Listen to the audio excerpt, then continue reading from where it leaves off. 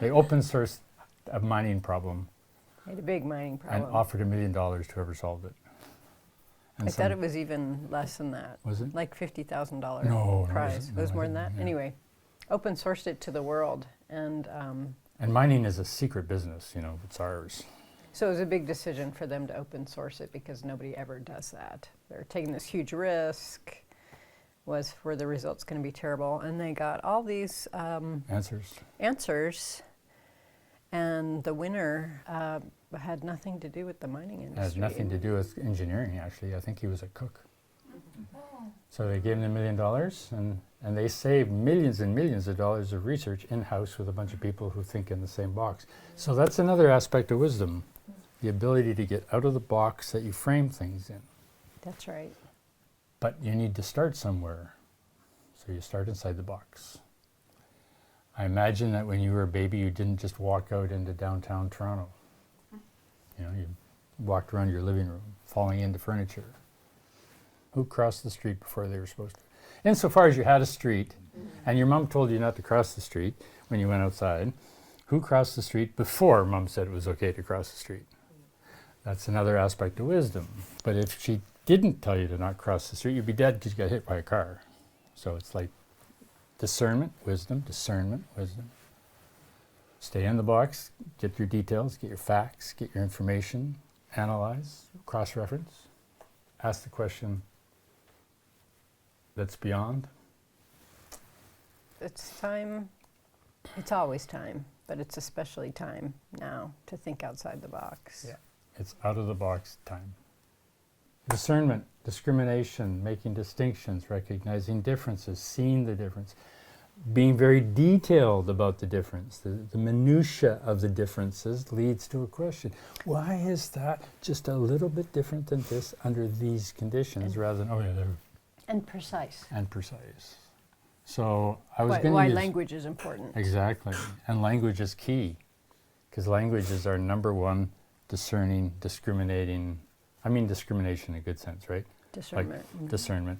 Or discipline, which we think is behavior modification, when discipline really means disciple, one who studies something. So the language gets warped by our cultural and societal programming because we use it sloppily, or we use it generally, and then try to take a general word like trauma and apply it to everything. I've been traumatized because my cats want to get into the apartment at 4 a.m. Let's hold it. Might be irritating. Or abuse. Or abuse. It's a word that is being used to describe many, many different things. And that doesn't help us. If we get more precise with our language, then we can be more effective at working with the challenges within what we're calling abuse. Yeah. It might be a swashed around feeling. Okay, like I'm feeling bad, so I'm a victim, or I'm feeling bad, so I've been abused. And in general parlance at the coffee shop, having a latte with your buddy, that may work good enough. But then if everybody's thinking and using the words in the same way, the thing with discernment is it's really precise, it's really defined, it's really clear. That's why science is science. That's why they're so good at what they do, because their language is precise. But they have a hard time thinking out of the box. So when they get to what is consciousness, they go, well, that's not science. And since it's not science, we don't talk about it. But the good scientists are, because they're probing, they're pushing, they're questioning, how does this work? How does it evolve? How does it happen? I was going to use apples and oranges and say, okay, well, apples and oranges, if you don't ask the question, you got an apple, you got an orange, but what don't you find out? Apple, orange. They're both fruit. So how do you find out they're fruit? Because Linnaeus came along or something and broke the categories and, okay, well, these are fruits and these are vegetables. Discernment. But I thought the better example would be cars, like Chevrolets or Fords or Hondas or pickup trucks. So all these discernments of like, and my new Ionic, her new Ionic 5, has all these kind of refinements and the details, which makes it do things that it didn't do before. So then what happens with all these different cars. You have cars, and from cars you have automobiles, and from automobiles you have vehicles. Layers of discernment, right? From broad to detailed. So wisdom is up here. Wisdom as the broad end of the understanding, right? But to get there, you got to start with small discernments. And language is our number one tool to get smart, if we use it to get smart. But how do you normally use your language? When in fact do you use your language of discernment most? At work. So I was going to say when negotiating with insurance companies. Yeah, which is a result of going to work, I guess. At work, because work is where you're paid to pay attention. But in your casual time, unless it's a strong hobby, you tend not to. So when it comes to relationships, which nobody works at, except when they have to, we don't have the language, we don't have the training, we don't have the skills. I think it's changing. So you have to have that detail, and then you have to ask the question, what is going on here? My boss is yelling at me, he's an asshole. Easy, right? You just go around thinking your boss is an asshole all day. That's discernment. He's acting badly. But you're not asking the question, why is he acting this way? Or what's the pattern? Or what's the pattern? What exactly is the pattern that I'm labeling so generally as asshole? So then you get to wisdom. Oh, he's going through a divorce. His kid's got cancer. He went bankrupt. He's got whatever. Then he's no longer an asshole, right? He's now a hurt person who's behaving in a particular way because of the hurt he's going through. So from a teacher's point of view, from a bodhisattva's point of view, which is what Manjushri is, the question is not how you're behaving, not how you're acting, not what you're saying, not what you're doing. It's what's hurting. Where's the hurt? What is it? What is it's hurting, and how? What's the pattern, and how do we get in there and change the detail? Some of the detail we have to change is your views. Because what's holding a lot of the hurt in place is your view about the world. Is or isn't or should be. There's only one person that you can really confidently have some strong influence on. And everybody else, you just don't know, right? It's up to them, it's up to your skill and all sorts of things. So the number one person whose patterns we want to be discerning about is, insert your name here. And then, as we know, we can't always see our own patterns, right? So as practitioners, as spiritual practitioners who are in a community of other spiritual practitioners, that's part of our role, is to help mirror back the patterns that we see with other people. And that's part of the path of the Bodhisattva. Bodhisattva is somebody who dedicates all their life energy for the benefit of all beings, and quite specifically to the community of practitioners, because by being here, we're indicating that we want to grow, that we want this kind of feedback, we want this mirroring back. So just to help a bit here, Sattva, I'm going to play Sensei's role and explain what she just said.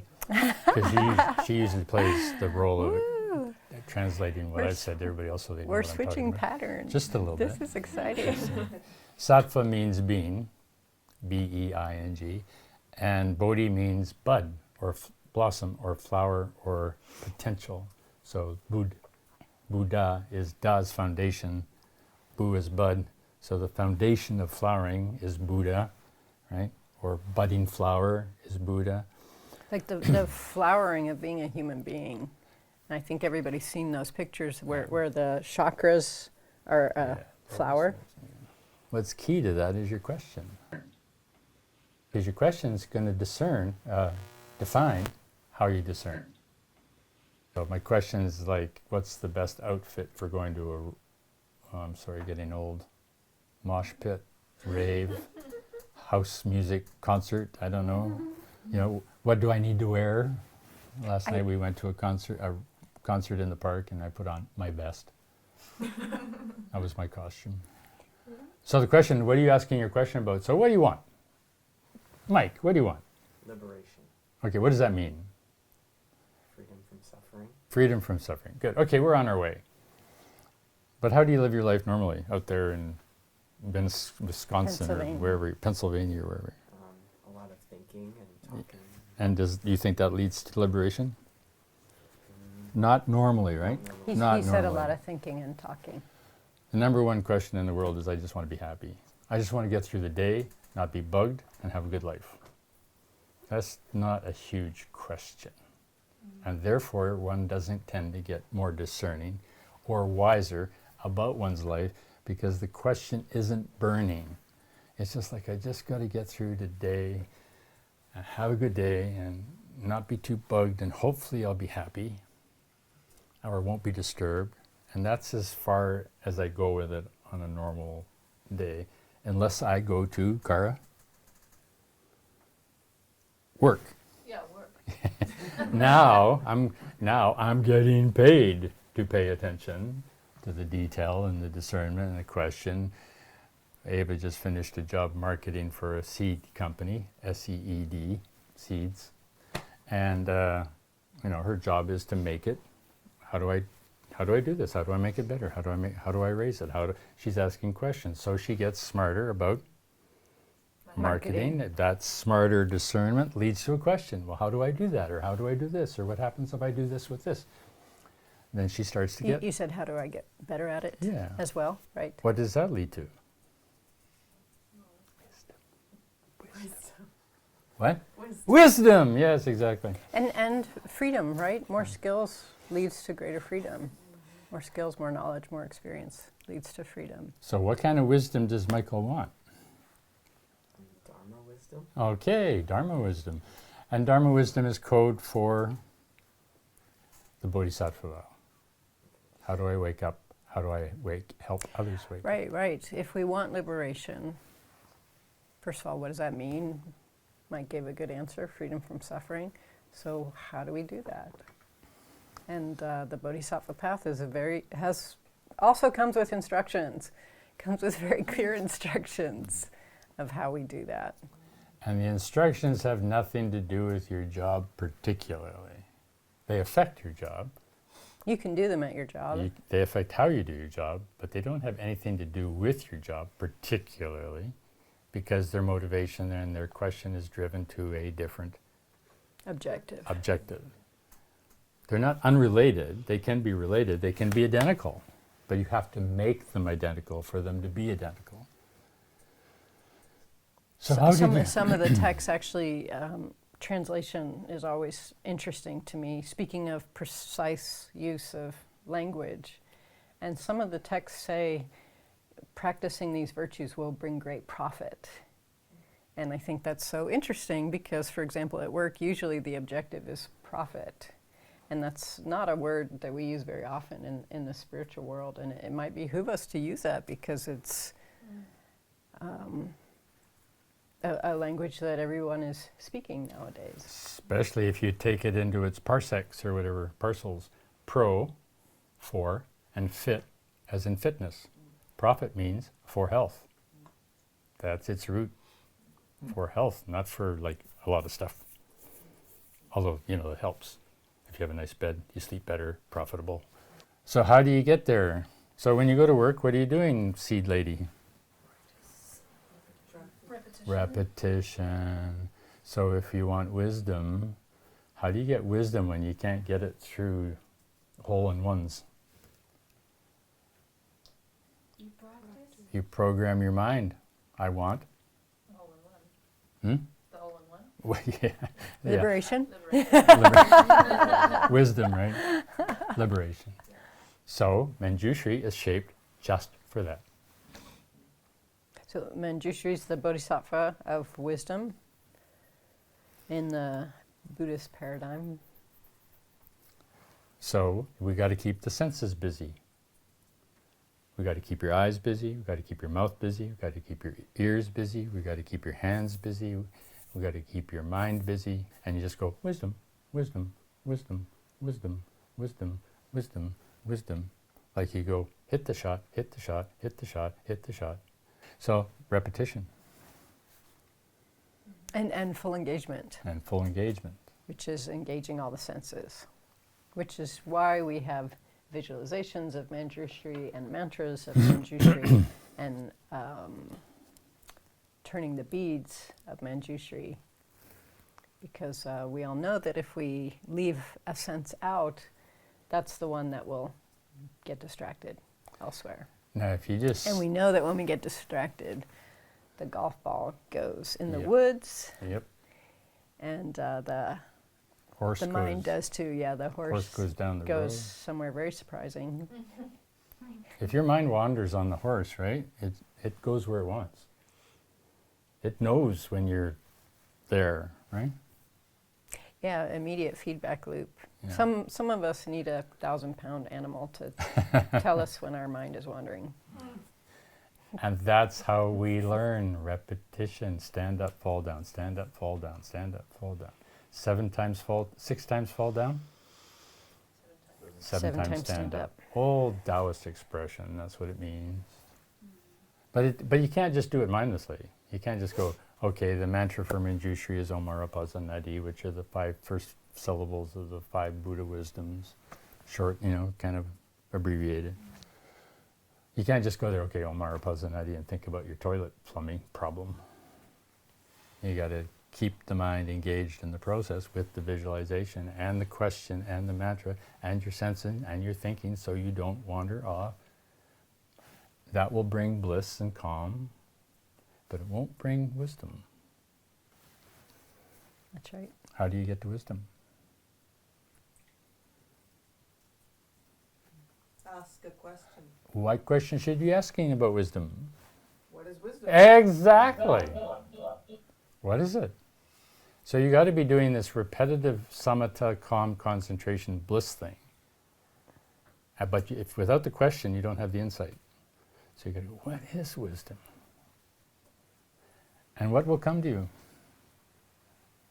Insight, which is a part and parcel of wisdom. This is really important to ask, what is wisdom? I think relatively few people have spent much time reflecting on that question. And information may get mistaken for wisdom. Knowledge may get mistaken for wisdom. So I'm giving kind of a hierarchy here. Goes information, then knowledge, then experience, which is more like embodied knowledge, and wisdom. Okay, and I believe that most people don't know how to discern between those 4 things. All we need to do really is to ask the question, right? What is wisdom? With intent. With intent, and ask it again, and ask it again, and look at the patterns. So, Right? Oh. Oh, this person talks a lot, presents themselves as very knowledgeable, maybe thinks that they're wise, but their environment around them seems like not a very happy place, for example. So maybe that's not wisdom, right? Ask the question, what is it? What is it? What is it? Who seems to have it? Why? Why do they seem to have it? What is it about them that points towards wisdom? and on this point, that's what wisdom does. Wisdom takes everything that is now and ties it all together into some kind of harmony. So a wise person is wise everywhere. They're wise in their family, they're wise at work, they're wise with children, they're wise with subjects they know nothing about. They're wise enough to be quiet when they're around somebody who knows what they don't know, right? It's not like, who's better? But in the old days you had religion, God was wise and everybody else was an idiot. Thanks. Think I'll throw that one away, right? So you go, well, how does God work then? How does this God thing work when there is no such scientific or modern ability to God? That's kind of magical thinking from a scientific point of view. And if you don't include science, you're not being wise. All right? So you got to go, okay, well, how do we do this? So the way this seems to work is through feedback loops. Consciousness evolves through feedback loops. So when you're doing the mantra and the visualization, you're creating a feedback loop. So the subconscious mind is the part of yourself that is connected to the entire universe, which is pretty wise. Nature. So what you're doing is what you say today, I hate my boss, is a message you're sending to your subconscious. And your subconscious mind notices that your boss spilled coffee on the table, and you go, asshole. You've got proof. Your subconscious put your attention to prove its original premise, which is your boss is an asshole. So now you got proof. The subconscious tells you what the conscious mind is telling the subconscious is true. So if you change the message going down, the subconscious changes the message coming back. So if you go, all sentient beings are suffering and want to be liberated, the subconscious mind comes back and you don't get the boss as an asshole. You get the boss, what's wrong with my boss? What's my boss's struggle? Why is his or her behavior such and such? And then you get a different feedback loop. And that's how we get wiser, by sending the right question downstream into this kind of field to process through all the loops that have evolved over billions of years to come back and give us an answer that actually works. Rather than abortion's bad but shooting people's good. So we can miss our own patterns and mistake them for reality. And this is something, as practitioners, we really need to keep our awareness on and help one another to do. So does everybody know what I mean when I say that? Mm-hmm. Right? So for example, reality or pattern, okay? Multiple choice question, two choice question, okay? No one is supporting me. Right? Pattern.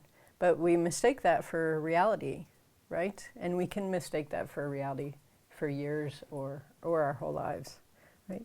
Oh, I'm so messed up. Right? Pattern, right?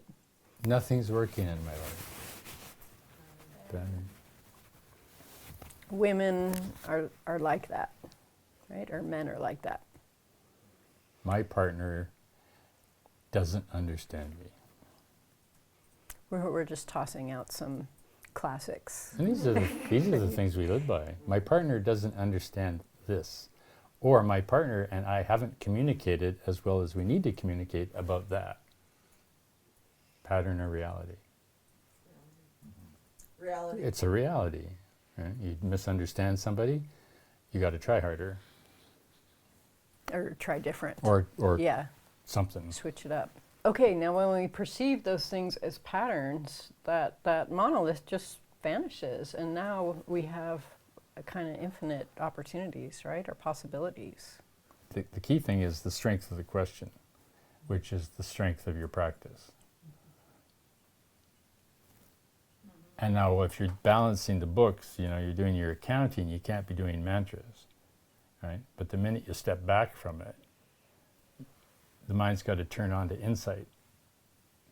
But it doesn't, because it's kind of, I need a break.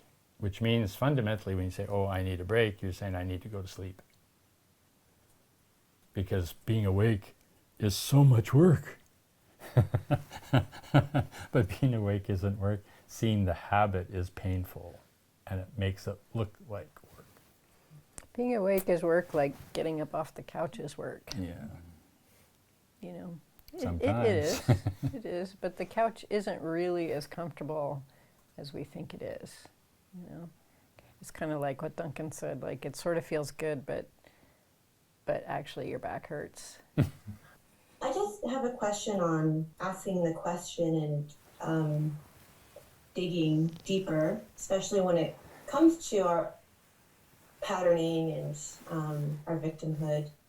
I find that I just interrupt. I'm sorry. I'm just going to interrupt. Change the language. The The pattern. pattern. The victimhood. Because with the word our, you're programming the subconscious mind to see it as possession. So this is why we're so picky on language, because you're actually enforcing a pattern. So if you don't mind, I'm sorry to interrupt you. Blah. Oh, that's great. Yeah, the patterning, the victimhood. Okay. I find that the process can feel a bit incapacitating, like very painful, and requires lots of contemplation and retreating, and like society is not very forgiving of that. Like there's not a lot of space to do that kind of thing. How do you do that work? How do you find space Great to- question. Toss it. What society's not healthy, right? So we've just got to keep that in mind. And so in a sense, it doesn't matter that much what society thinks because it's unhealthy, and I'm going for health. And if unhealthy people disapprove of my quest for health, well, that's what it's going to take. And it takes that strength of character, and it takes that courage, and it takes time. And that, again, is the role of the sangha, is to just provide, be that container of support for that quest. Traditionally, there are words for people like that. That's right. Any idea what those words might be? Monk and nun.